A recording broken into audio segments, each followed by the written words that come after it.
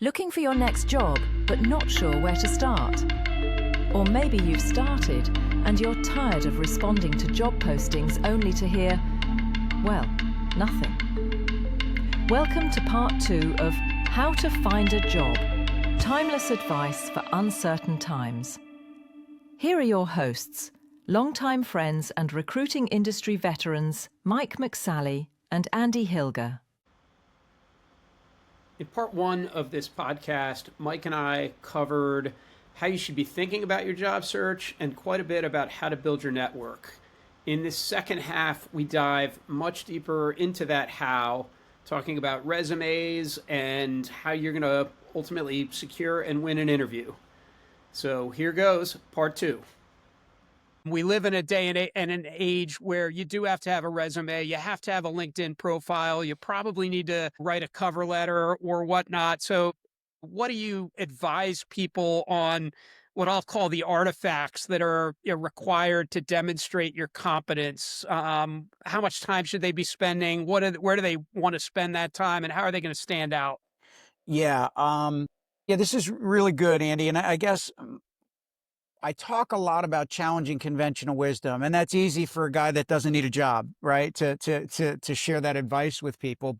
But I mean it. Those are table stakes. Do you need a resume? Of course you do. Now, we've got computers that write wonderful ones. What I would encourage you to do is be unbelievably honest when you're crafting that resume, because you and I have shared data for forever that resume embellishment is nothing new, and it's getting easier to do so. If unfortunately you kind of fudge or inflate something and that's caught, game's over. So game, set, and match there. So you do need a resume. You do need a cover letter. Do you need LinkedIn? You do need LinkedIn. So those are the table stakes. But I will go back to, and I want to answer your question, but I will go back to what you need. What will get you that job interview is somebody that the person doing the hiring, if you are connected to somebody that knows the person that is doing the hiring and they are willing to speak on your behalf, game, set, and match.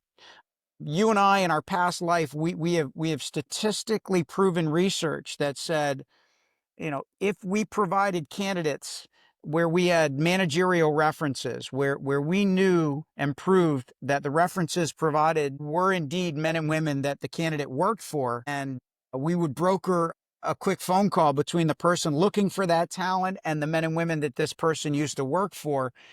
Our clients told us that they, at a minimum, will put them on top of the pile. But really what it led to were more interviews, which led to more job offers. There's some phrases I've used forever, and they're not funny anymore. At one time, they were funny, but one that I like to say is, don't take my word for it. Of course I'm perfect for the job.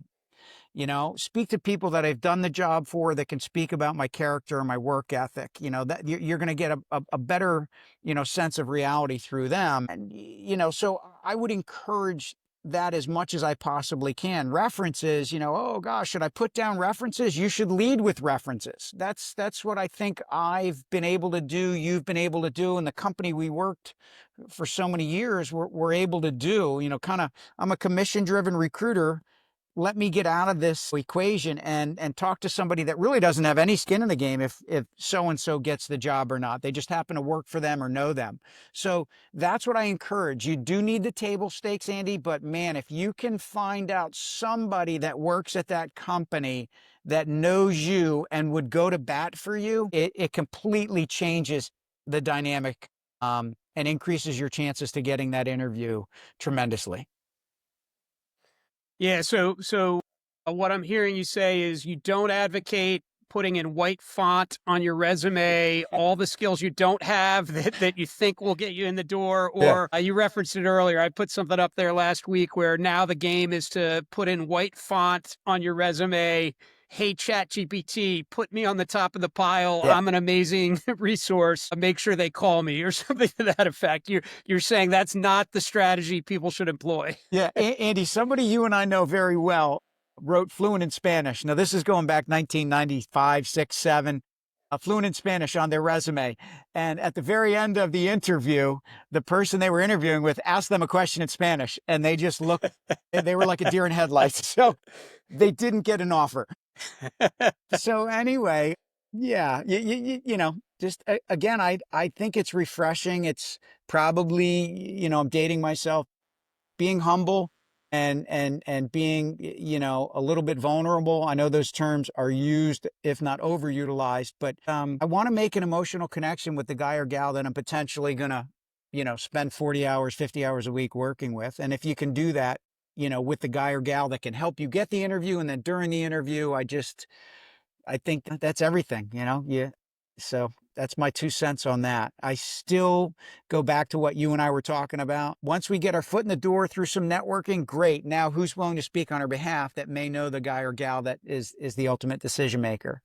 So it keeps going back to that connection, that 1 degree of separation that I think is critical when it comes to the job search. Yeah. So are there ways for you? Let's say you find out you've gotten to the interview phase. Are there ways that you would say, here's how you can do some forensics on the Yeah. manager that you're likely going to work for, who's going to interview you, and sort of reverse engineer a way to say, oh gosh, there's likely people in my orbit that were in her orbit. Yeah. How can I make those connections? How would you recommend you do that? Yeah, yeah, Andy, and you said it. You don't have to be a software engineer, and you don't have to be an engineer and reverse engineer it. But that's what you do. If I'm interviewing at, let's say Coca-Cola, I just type in Coca-Cola and see if I have any hits of people that have worked at Coca-Cola, right?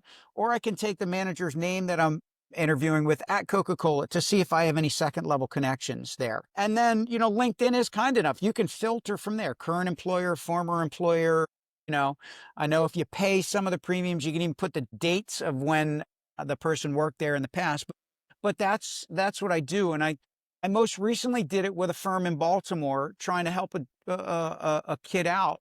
A Villanova graduate, spent a year doing data analytics. And he said to me, his dad actually said to me, hey, there's a football team in Baltimore. They're looking for a 1 to 2 year data analyst. And I said, well, let's see if we can. So anyway, he and I got on LinkedIn, Andy, and we typed in data analyst, Baltimore Ravens.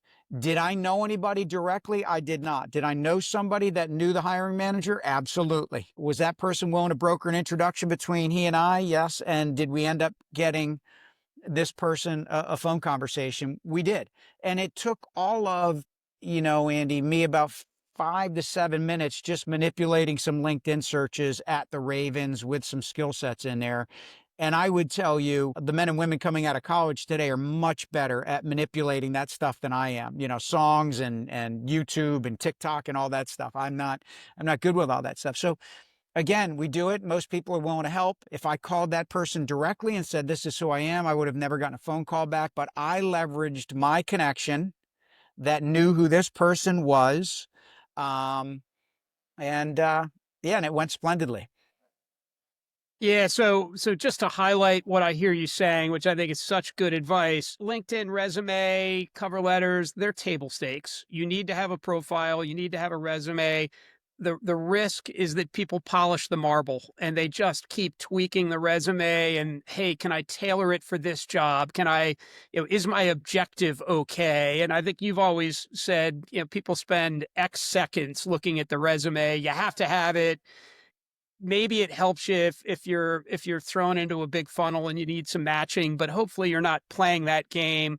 But the real gold in LinkedIn is when you use it in service to network, as opposed to the technology is the technology. And if I can leverage technology, I can get the job. It's really, as you said, people are great at manipulating it, but they need to look at it in that vein. If they don't, they're going to use it to figure out, well, are there job postings I'm not seeing, and how do I craft a better cover letter or resume? And I think what you just described, and you referenced it earlier, go spend 20% of your time on your resume or your cover letter, because that's about the value you'll get from it. 80% is networking. So use LinkedIn to enable that 80%. And you'd be amazed at how quickly you can find connections you didn't know you had. So the other thing I would really strongly encourage, and I think you'd likely be there for years, I didn't do anything with LinkedIn in terms of I accepted requests from people that I knew. And then one day I realized the power of it, and I really started to invest in building my network. And I think if you're just starting out and you have 111 connections, it's a lot harder to figure out who you really know. Yeah. But it is not a hard vehicle to get people to accept your network requests. So I don't know if you have thoughts or advice for people about how they can invest in really building their network on that LinkedIn platform. Yeah. Well, yeah, Andy, thanks for asking the question, because 3 out of the 4 are really invested in it, and one's bringing up the rear with 42 connections. Those are my children, and yeah, I think I hear a lot that LinkedIn is for old people. Of course, you have a lot of connections. You're old. And I'm like, well, I know that we're stating the obvious, but LinkedIn is not for old people. LinkedIn is invaluable when you do it correctly. And I will tell you this, you and I talked, we both have children now in the workforce. And I light up when I get a connection from one of my children's friends. Hey, Mr. Mike, I've got an interview. Hey, Mr. Mike, can you help me out? Hey, Mr. Mike. So I would encourage, regardless of age, to reach out to people that have been in the workforce. One of my children is connecting with all of her friends. I'm like, none of your friends are going to help you land a job. You should send it to Mr. Hilger and Mr. Alvather and Mr. Eisman and Mr. Some, and you go right on down the line. So Andy, if LinkedIn is filled with a bunch of old people and I'm looking for a job, I want to connect with those old people as fast as I can because they're the ones that have all the connections. So I do it in a very simple note, I encourage people to do it with a very simple note. Hey, I see you're connected to so-and-so. I used to work with so-and-so, or his son, Jack, and I grew up, et cetera, et cetera. Just make it personal. Just like you said earlier in this conversation, you just do a little bit of research, a little bit of homework, and the likelihood that they're going to accept are much, much higher. And so, the people with the knowledge are, and the wisdom are on LinkedIn. So for the youth and the people just starting out, here's a question I ask. And you mentioned this, not every grown adult has the network that you and I had because we were in a business that requires us to network. But I've written about this. Hey, Mom and Dad, who are the 2 or 3 or 4 most successful people in business that you know? And man, Andy, if that question gets answered and we connect with those people and then we encourage the youth or the job seeker, doesn't have to be youth, to reach out to them and ask, for a cup of coffee, or could I buy you, an iced tea, or whatever it might be. I don't know that I've ever heard a story where somebody said, I don't drink iced tea. No, So you can ask those questions again. And instead of just, shooting a million LinkedIn invites out there, you can be very strategic about it. Mom and Dad know other successful business people. Mom and Dad, who was the most successful person in your graduating high school class? Hey, Mom and Dad, what are your college roommates doing these days? What line of work did they get in, et cetera?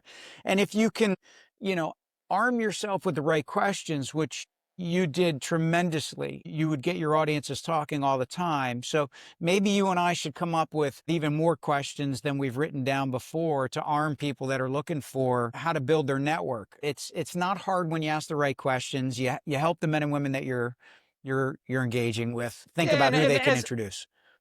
As a general rule, people like to talk about themselves. So if nothing else, you can ask them about their career journey and what did they learn along the way. And people get going on that front, particularly to your point, if it is somebody who's a little bit later in their career and is sort of at a stage where they see part of their job is to give back and to help the next generation succeed. And I hope more and more people look at it that way.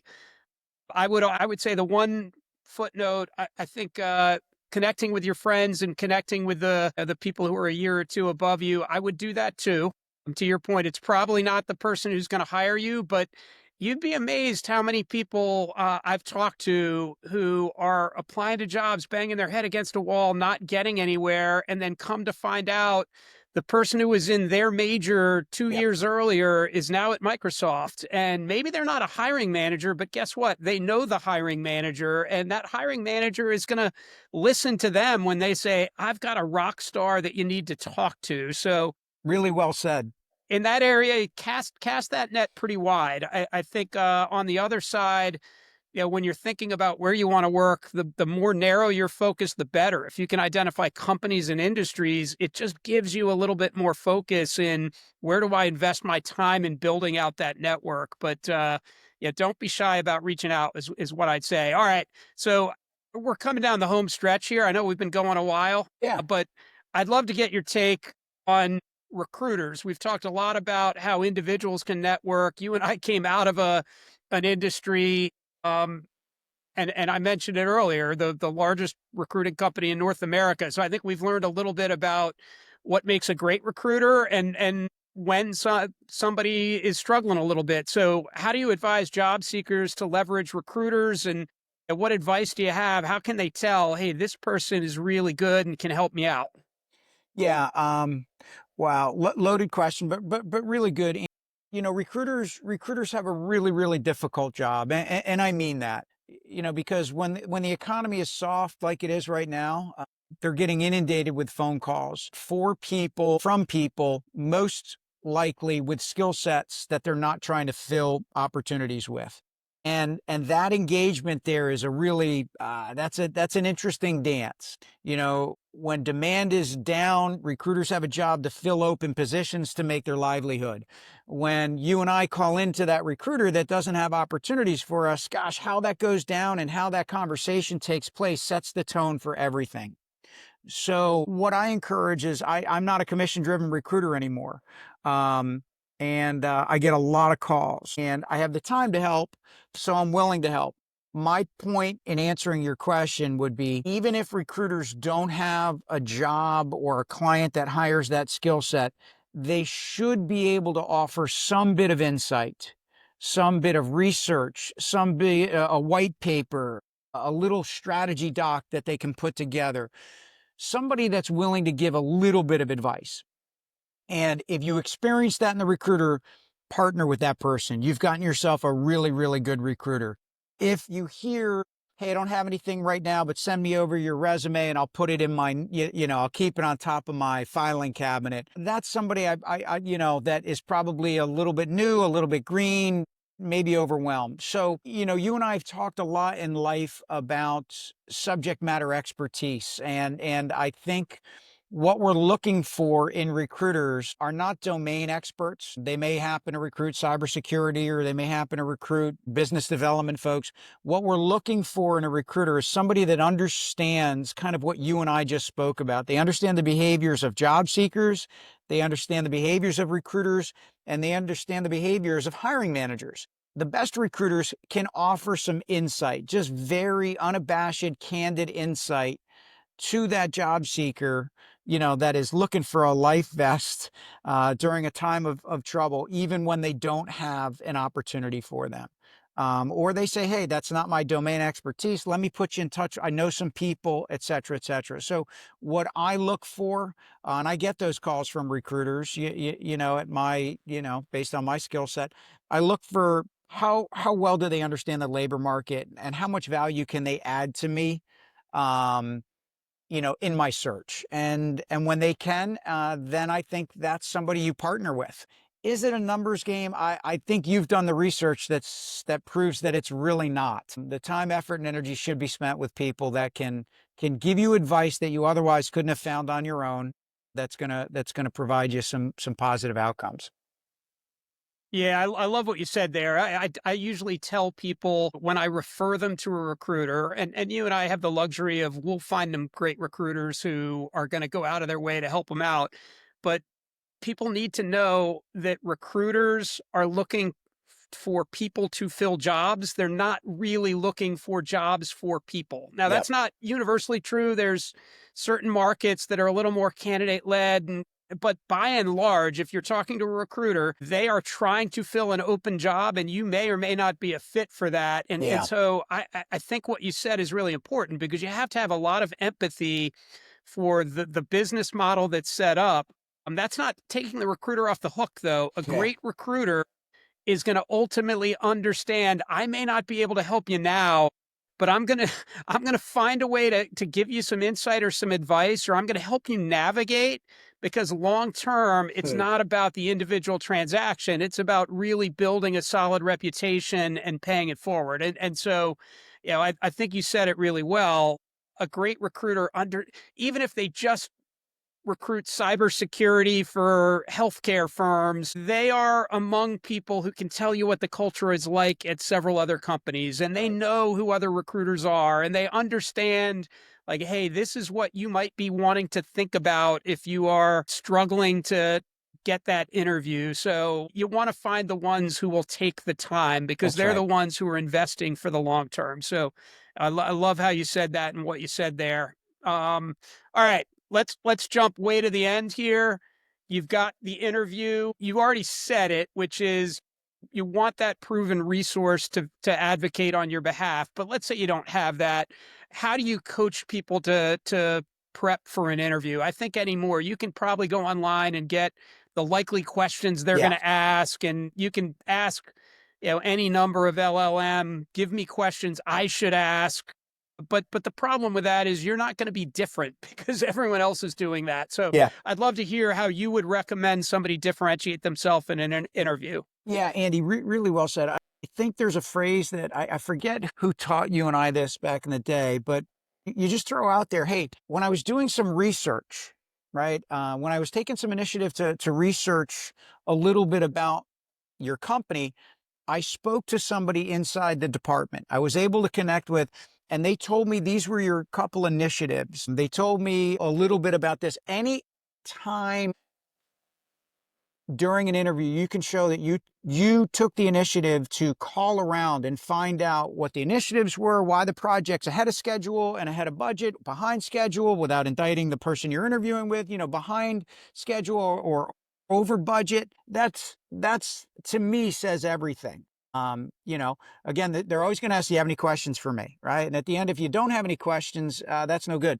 So I get that out of the way. I coach people, get that out of the way, go in with saying, I did some research. I spoke to a person that happens to, be in a division down the hallway, but this is what I learned. Can you tell me a little bit more about that? Or I think it goes a long way for the people that actually did something very different, like took time out of their day to speak to people on the ground on the inside. Hey, my neighbor used to work here, retired, or my neighbor used to work here but moved on. I had coffee with them. These were a couple of the things they shared with me. I just think that is going to be really, really different. You and I have long history with a book, right? The Accidental Salesperson, and the gentleman that wrote it was the 9th person to give a presentation, right? There were 8 other people he was competing against. And he walked in there and looked at the guy that was going to determine who was going to get awarded the advertising, radio advertising.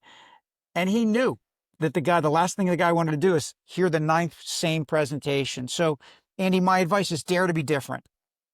Be a human being, ask some Q&A, get a conversation, a dialogue going. And I wish we could get more hiring managers to have a dialogue versus a very formal and structured thing. So I try to coach people even at a young age to try to create, a give and take dialogue versus you getting hit with a bunch of structured questions. And the best way I found is when they go in with some research and they can initiate some of those questions throughout the interview instead of waiting till the end.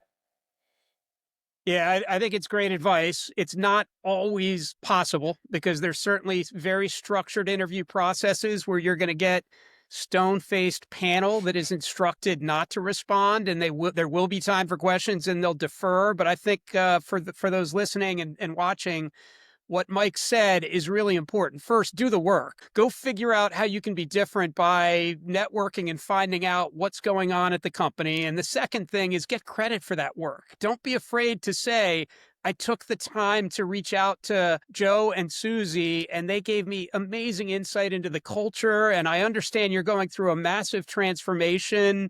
That's really exciting. I'd love to hear about X. Suddenly, you are going to show up really, really differently. So I think that's really, really important advice. Gosh, I'm trying to think if there's anything else in there. What haven't I asked you that as you were thinking about this, or as you think about what you typically get asked, do you want to make sure people hear? Yeah, as we were coming down the home stretch, I'm thinking, how would I summarize this, Andy? Look, at the end of the day, networking is going to be one of the most important skills that you have in a 40-year career. There's nothing more important than, there are things that are more important, but learning how to connect the dots and bring conversation together and solve problems by knowing who to bring into those conversations. That's what you and I did for 30 years in our professional careers. You don't always have to have the answers. You just need to go, you need to know where to go get those answers. If I was to summarize this, I would say conventional wisdom tells you to write a resume and a cover letter and respond to a job posting. And my summary would be that's a necessary evil. You can do it, but I would challenge conventional wisdom in your job search. That's my first piece of advice. The second piece of advice would be it is so important who you know and who you're willing to reach out to that can not only open up doors for you that you otherwise couldn't have opened up or didn't even know existed, but help you prepare as you head into interviews. Those things are super important. And the other thing, it's overutilized and people write books. Just go in and be yourself. I mean, the worst thing that could ever happen is you go in and put a game face on and you get the job and then you're somebody totally different during the, when you show up to work. So just be yourself, be genuine and be authentic. And if you don't get the job, you don't get the job. But I would quickly turn my job search into a human contact sport and arm myself with incredible questions and leverage my network and my network's network and just keep going at it. But I think the quickest way to get exacerbated and frustrated and maybe even have your confidence chipped away at is to send another 100 resumes out electronically tonight. And I wouldn't do it. So I don't know, and that's my advice. It's been working for 32 or 33 years. I'm gonna keep doing it and keep showing out that advice until somebody proves me wrong. Yeah, I can't tell you how many people I've seen really, really struggle, have a conversation with you, get redirected, and sometimes within hours, but often within days or a week or two, are saying, "Wow, I just got an interview and it's looking really promising." And so it's really healthy and helpful advice. It's ironic. You started by saying the process is broken. As you were talking, it feels like we have all these hard skill and extrinsic aspects of a job that are codified in a resume and a job description. And we're building all this technology to try to match these people. And people have to approach the job as, do I fit this specific profile with these particular skills? And the hiring manager is assessing against these things. And the reality is most people will find that if they do a great job, they're going to get moved around and take on different projects and assignments within no time. And really what the hiring manager is looking for is a problem solver who's going to be a great teammate, who's going to step up and take initiative, who's super curious. And I think, all of your advice comes back to how can you demonstrate that you do those things through the process. And on the flip side, for job seekers, it feels like, they're worried about, where will I work? How much will they pay me? When do I have to show up in the office? Can I work from home? And the most important question is why? What's going to get you out of bed? What's going to get you excited? And if you can make it about that through this process, you end up in a great place and you end up really fulfilled. As you said, the worst thing you can do is put on a mask, figure out how you can play the game and get to a job that's going to make you miserable. If you can be yourself through the process, you can have a really fulfilling career. And gosh, we spend a lot of time with the people at work. So you ought to be doing something you like with people that you value and trust. Period. End of story. And you said something there in your close that was, I guess, passed on to us or just the way of thinking for you and I was we took on assignments at one place for 30 plus years. And it was never about, if I do this right, I'll move on to this and I'll move on to this and I'll move on to this. More often than not, I would get a call to take on an assignment that most people would say no to and not want to take on. And if you did that and embraced it and you did it well, there were more feathers in your cap than there would have been, if you took another direction. So I think it's brilliant advice. I read just about everything that you post and you talk about it a lot. It is to go in there and prove yourself and learn along the way. But Yeah, that's, I think, super important. A career is nothing more than a series of assignments that we take on for a period of time until we take on our new assignment. And I think that's brilliant advice that you share. Well, and when you're at our stage, which is old, looking back, you realize that the worst assignments were the ones where you grew and learned the most. And I know that's cliche and it's easy to say, but with hindsight, you get some bad ones, but those tend to be the ones you look back and think, "Wow, I really got stretched there, and I learned a lot in that the tough sledding that I had."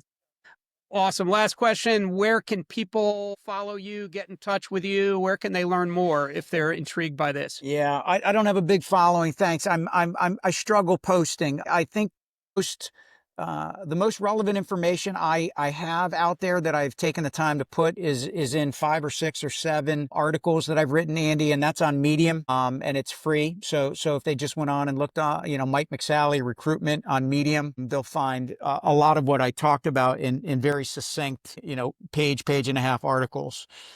I do occasionally post on LinkedIn, but it's infrequent. I just put it in a document and put it up on that Medium post. So that's where it is. And if anybody's listening, send me a LinkedIn invite with a question, and I'll be sure to get back to you. All right. Hey, this was awesome. I think you're going to help a ton of people, and really enjoyed spending the last hour with you. So thanks, buddy. Good seeing you, pal. Thanks for putting this together. Appreciate you as always. Thanks for listening to How to Find a Job Part 2. Best of luck finding the opportunity that gives you a chance to work with great people, grow your skills, and make a difference.